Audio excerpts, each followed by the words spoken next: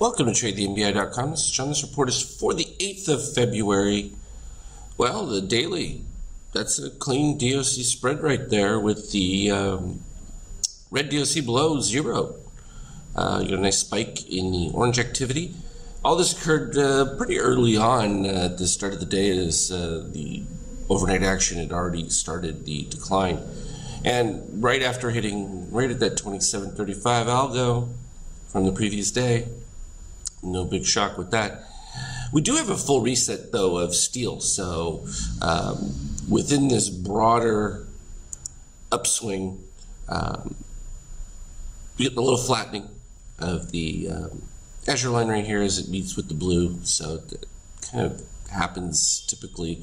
You'll get the meeting between the gold and that. But when they come together on those, you tend to get a little bit of softness. But we are below the ABM yellow. So that becomes an easy targeting range below the 27.11, definitely looking more short than long.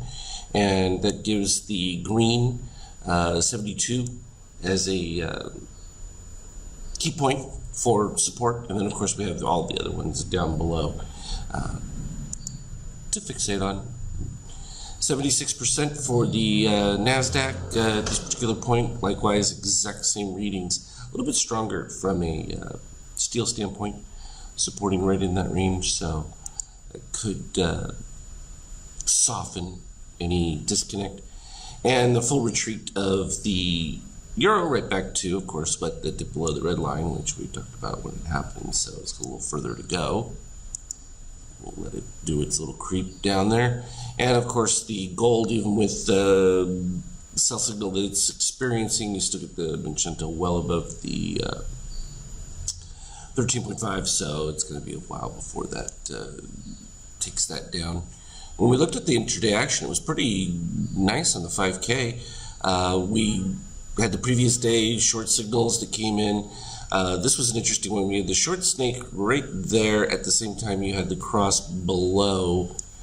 We scroll back just a fraction, you can see that prior to that, the first short snake, you still had green above red DOC. So even if you go there, you know that you're still not quite in your ideal setup. And then finally, you get both the rollover of red and green lower with the orange boost. And interestingly enough, it turned around right within that construct, only you didn't get an orange dip below green or red. So you kind of knew that was going to be a false pop, which it was. And even if you waited again to the secondary after further breakdown, and of course this all happened right at that 29 algo, and then we started the cascade lower. And what was critical about this, and we talked about, is the same with that red box I talked about the other day. No steel reset underneath the red, which means continuation. And boy, look at that continuation, takes you all the way through. This was pretty good down here. By the time we got enough of this weakness going through, we finally had a separation of the yellow to magenta at over 2.5. You start to look at it right here, down into the shakeout. 19, well, it's almost 17 to 19 and a half. The fact that you end up with a couple of bars below that orange becomes an attractive setup at that.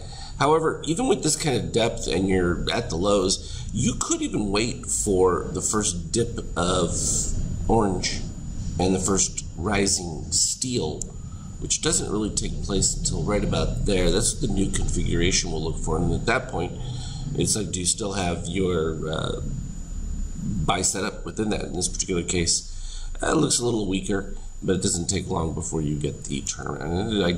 This is what happens when you're getting a basing. Happens pretty much the turnaround at pretty close to the exact same level. And at this spot, of course, you get gold. You can see the conversion right there on that setup.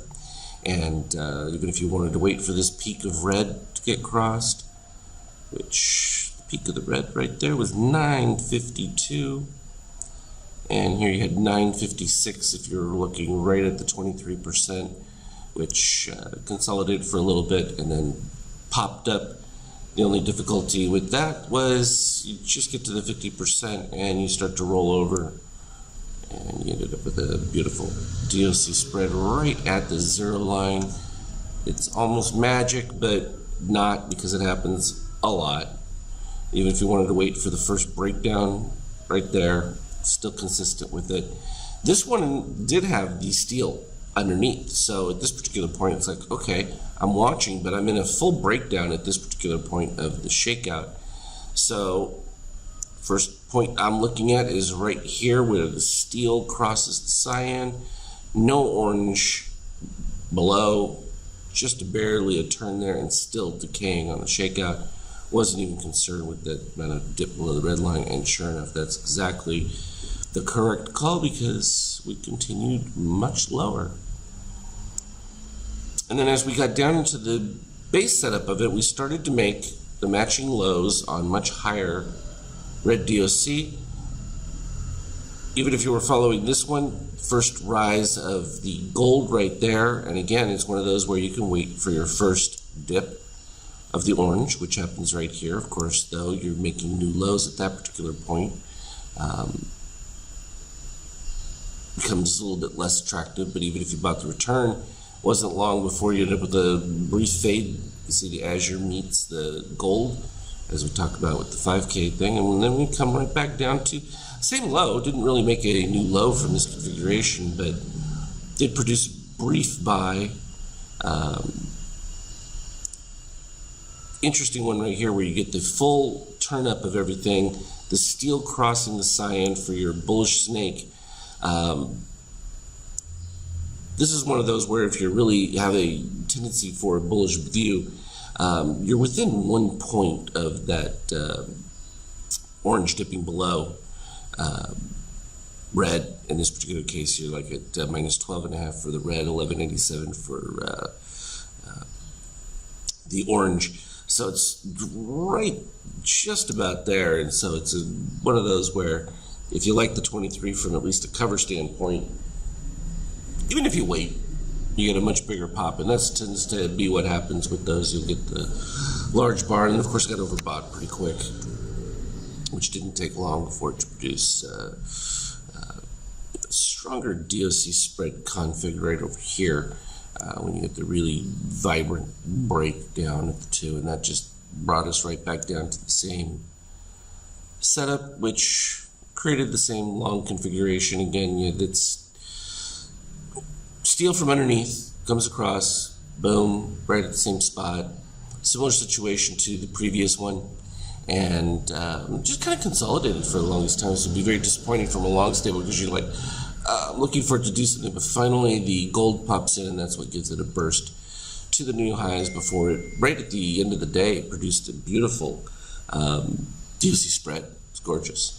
And again, warning with the steel, but after a few bars, it just, by the time it does get the crossover right here, you still don't have the orange, still holding up pretty decent within that, but maybe here we'll start to get the actual little bit of a buy signal. We're seeing an improvement in the shakeout right at this particular point. So I think it's beautiful how well it's behaving from an algo standpoint. A little bit more choppy because we're in this consolidation as people weigh what's going on with the earnings, and that you would think that we would get a little bit more boost, but if there's a solid accumulation going on, or even distribution, in which case we would say that because of the daily and a little bit of the breakout, people are clearing some positions, rotating out, getting ready for, and what would be reasonable is a 50%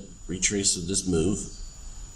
And if we wanted to look at that, we could just do a little quick one. That would take us all the way down to the, well, 25, 30-ish range. So that would be just below the 50% that's actually on the full daily Morganachi. So not unreasonable. But there's still plenty of other support ranges. You get 26.35 in here. It seems like a lot, but that would be very consistent after a significant up move like this to fill back in a little bit and then continue on from there. From a 50K standpoint, if we follow what happened, so if we look at the Opus that exited out of the trade that it had taken earlier from, well, back all the way over here, we talked about how it was a few points better than this entry setup that took place with the pivot and the X, but the difference was that under the guidelines of the adjusted paint bar, didn't close out, and it's an 11-point difference between this exit and the re-entry, which, a couple of factors with that. You don't have the re-entry costs, obviously, but it also keeps you in the trade. It's a delicate balance. This really practically only, from a really trading standpoint, it works because you're above the 76%. Once you break below the 76%, then I think it becomes a little bit more fair game from a short standpoint. You can see that it closed out the second trade right around there for, it was like a combined 80-some points. If you took it all the way to the end right here, this came out to like 85 points from the altered entry. So pretty darn close. A few extra points overall, but without the jumping in and out. And of course, it turned red at exactly the red point, so it opened up with the red right here. And again, this would not be an entry under the new setup because it didn't meet the criteria. And did get a little setup right here with the orange. This is that separation that we're seeing again here, but like I'm pointing out, it's one of those where that first dip of the orange coming down where you still have green above red would be the turnaround, which looks to be like it's almost producing right here. Even though the histogram is blowed, the shakeout, you still have yellow above magenta within that configuration. So we'll see if it actually pans out that way, because it could just as easily finish out the bar and not be a buy. I mean, it's literally just begun, so there's a long way to go with it. But it's helpful. What you're seeing up here are just the zone that the trade takes place. This zone 1 would be between 0 and 23%. Zone 2 is 23 to 38. Zone 3, 38 to 50, and then likewise for 50 to 61, and then so on and so forth, 6 being the highest, 76 to 100%. And just from a standpoint, because we want to treat the market in different ways when we're at these various zones, because when you're up at a zone 6, the market behaves very differently than it does when you're down in the middle between the 50 or even just below the 61. It becomes more of that muckish range for reversals and that, versus also the 0 to 23, which we know is powerful from a breakdown standpoint whenever new lows are being made and stops are being hit. So good stuff. I'll probably send out that update one so that you'll have it, because the original one that I said has a lot more red. This will give you a clearer view of how some of those buy setups and the conversion into the red are starting to look like. And as always, though, I will post any relevant charts on the Skype chat. Trade well. We'll talk to you later.